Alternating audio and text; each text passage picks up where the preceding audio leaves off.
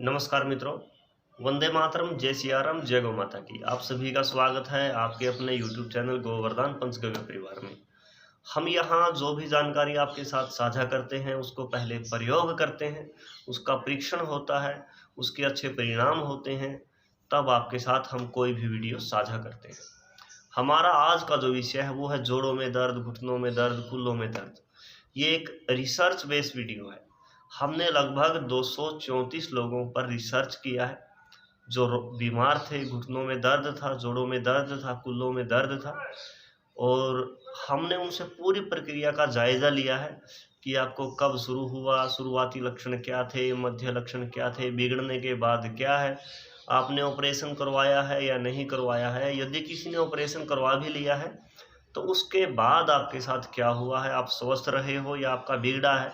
ये सब जानकारी जो है हमने प्राप्त करी है और ये आज इस वीडियो के माध्यम से हम आपको बता रहे हैं।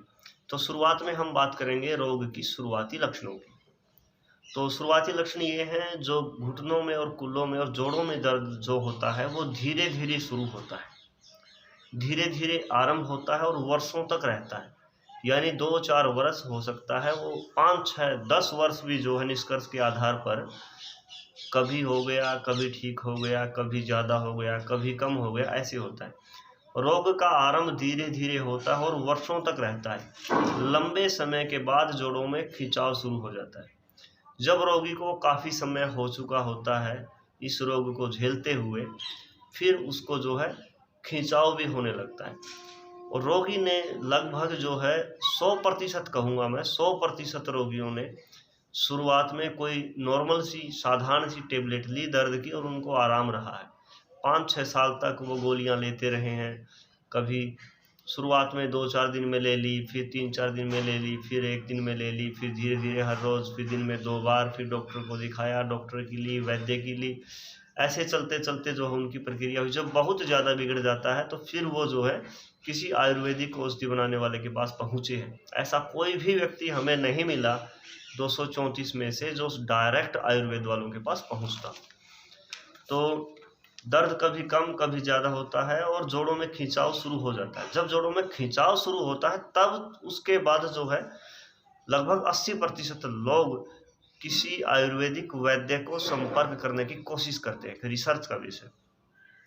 तो दर्द कभी कम कभी ज़्यादा होता है और दर्द के साथ में आँखों में पानी, गला सूखने लगता है, आँखों में पानी आने लगता है, गला सूखने लगता है और पैरों में, एड़ियों में ऐंठन शुरू हो जाती है, खिंचाव शुरू हो जाता है, ऐंठने लगता है, जकड़न शुरू हो जाती है। और आँखों में पानी, गला सूखना, पैरों में ऐंठन, और प्रातः उठने पर दर्द ज़्यादा होता है। जो ज्वाइंट पेन का जो ट्रीटमेंट होता है, घुटनों का जो ट्रीटमेंट होता है, जो हमने 234 लोगों पर रिसर्च किया है और रिसर्च के बाद जो प्रमुख बातें वो यहाँ पर हम साझा कर रहे हैं, जो आपके लिए ज़रूरी है। जो आपके लिए ज़रूरी नहीं थी वो हमने छोड़ दी है। तो आँखों में पानी, गला सूखना, पैरों में ऐंठन होती है। सर्दियों में दर्द अधिक होता है। गर्मियों के मुकाबले में ये जो घुटनों में जो दर्द होता है, ज्वाइंट पेन जो होता है, ये सर्दियों में ज़्यादा होता है। ये आप, अब सर्दी आ गई है, आप देख लेना।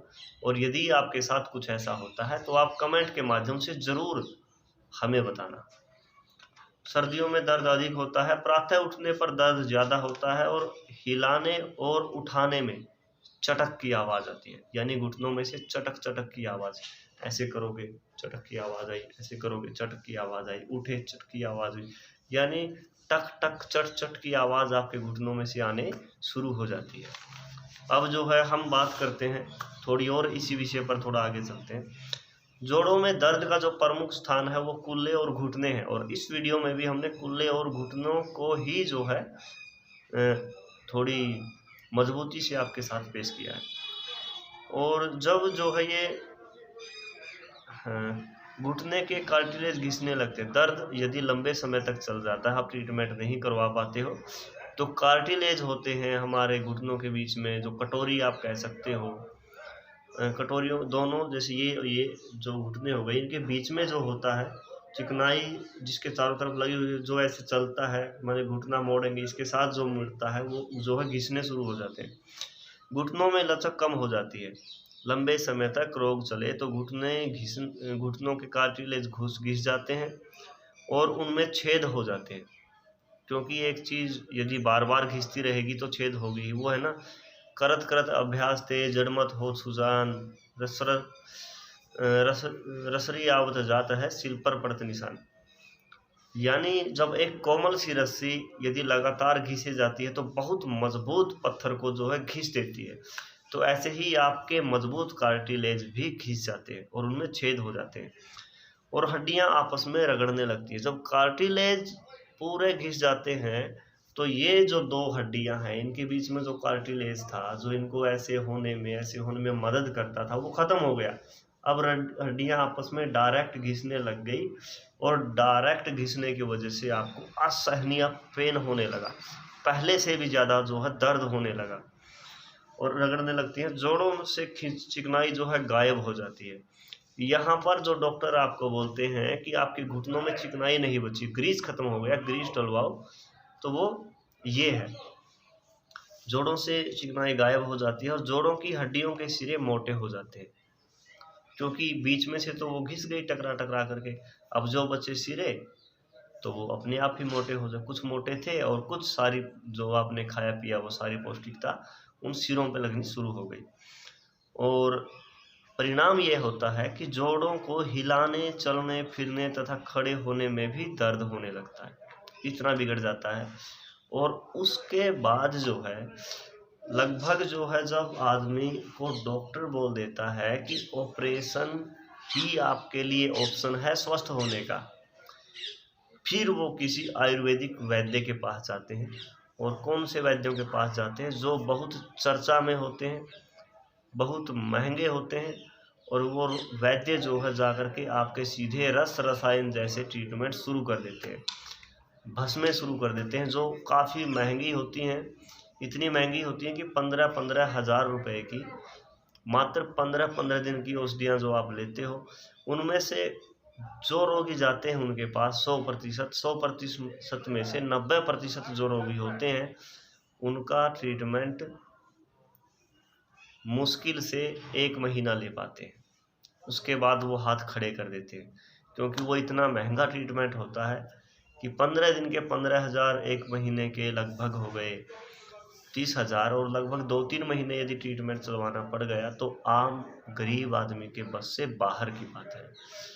तो ये जो है हमारा रिसर्च था, जो 10% लोग होते हैं वो ट्रीटमेंट करवाते हैं और उनमें से 10 में से भी लगभग 8 लोग जो हैं स्वस्थ हो जाते हैं और जो बच गए लगभग 2 लोग, वो लोग आजीवन दवाइयों का सेवन करते हैं और अपना जीवन यापन करते हैं, दर्द से मुक्ति मिल जाती है।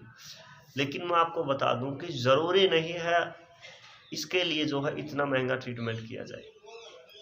बहुत सस्ता, बहुत सरल, बहुत सुलभ आयुर्वेदिक उपचारों से इसको ठीक किया जा सकता है।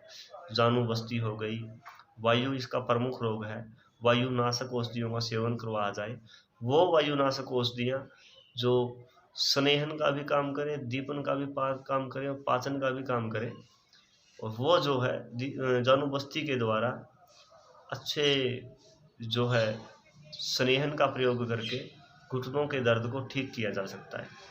ऐसी जानकारी हम आपके साथ आगे भी साझा करते रहेंगे। यदि आप हमारे चैनल पर नए हो तो चैनल को सब्सक्राइब कर लो और बेल आइकन दबा लो, ताकि आगे जब भी कोई वीडियो आपके साथ हम साझा करें तो उसकी जानकारी आपको मिल सके। नमस्कार, वंदे मातरम, जय सिया राम, जय गौ माता।